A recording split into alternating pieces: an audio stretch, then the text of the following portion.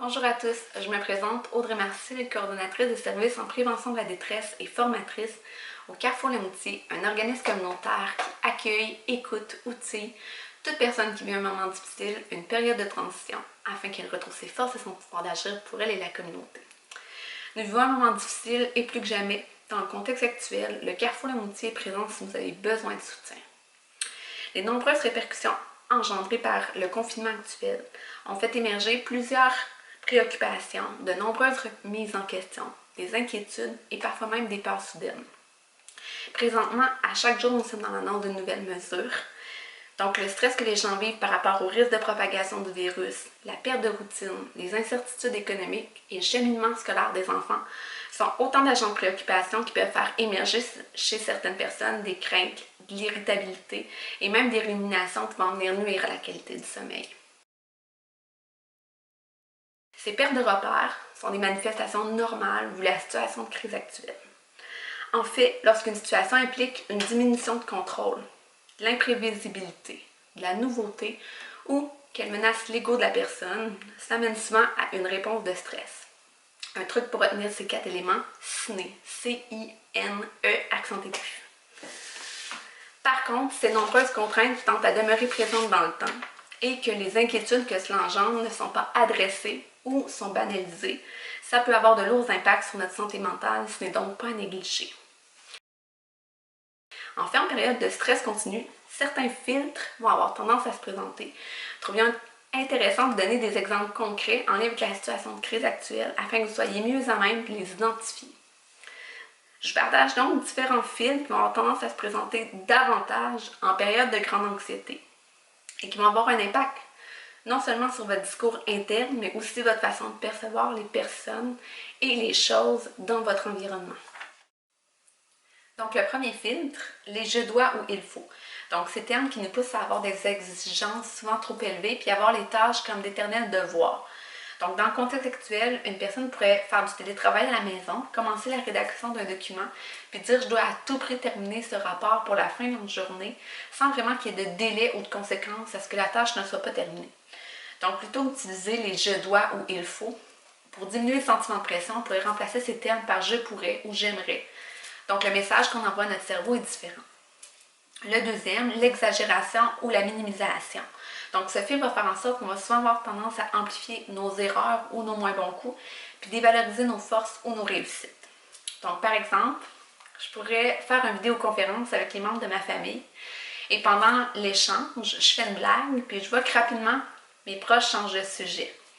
Donc, à la fin de cette vidéo, de cet échange, mon hamster commence à rouler, puis je mets seulement l'emphase sur cet élément de la discussion. Donc, je focus seulement sur ça, au lieu de voir tout le plaisir et le bon temps qu'on a passé ensemble à discuter. Donc, pour contrer ce type de pensée, on va encourager les personnes à essayer de relativiser les choses, puis pas seulement mettre l'emphase sur les éléments négatifs, donc voir plutôt les éléments positifs.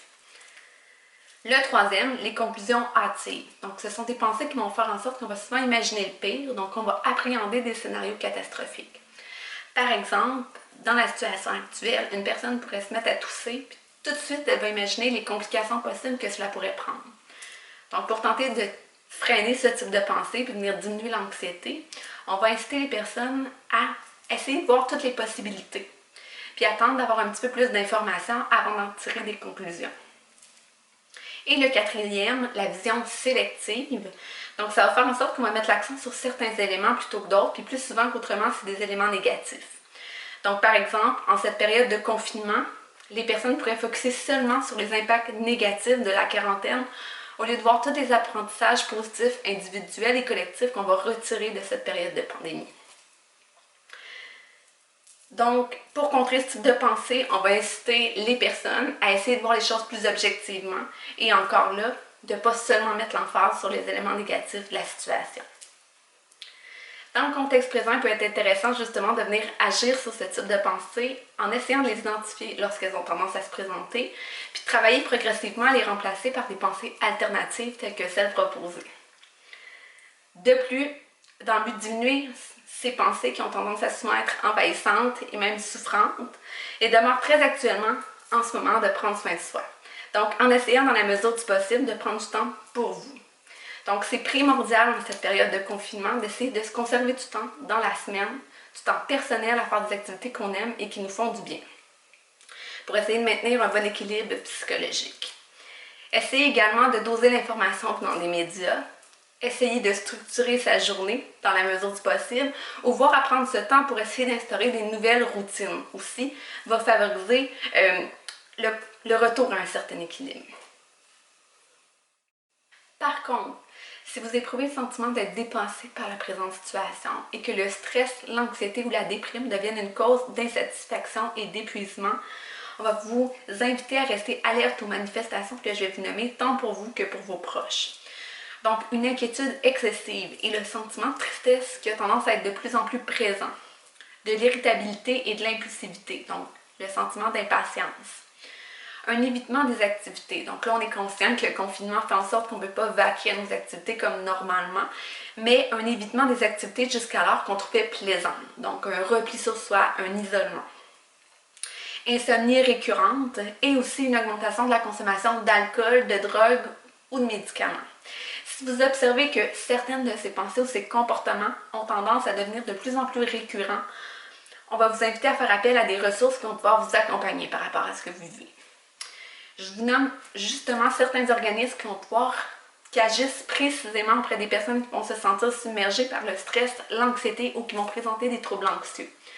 Donc, on a le groupe GEM qui est situé à Longueuil, le groupe de soutien Phobie Zéro à Sainte-Julie et l'organisme Revive à Montréal. Donc, l'ensemble de ces organismes ont adapté leurs services pour continuer de faire de l'accompagnement téléphonique. L'organisme Revive offre l'atelier d'autogestion de la santé. Donc, c'est plusieurs ateliers. Ça s'appelle le programme J'avance, dont plus précisément l'atelier d'autogestion de l'anxiété qu'on offre aussi au Carrefour Le Moutier. Et bien entendu, effectivement, on a la ligne du Carrefour Le Moutier qui demeure disponible en semaine de 9h à 5h. Le nombre de fois dont vous en avez besoin, si vous avez besoin de parler, de ventiler ou si vous cherchez des ressources par rapport à ce que vous vivez. Puis je vous invite aussi à garder en tête que la situation actuelle, c'est une situation temporaire, ça va passer. Faites confiance en vos forces, ça va bien aller.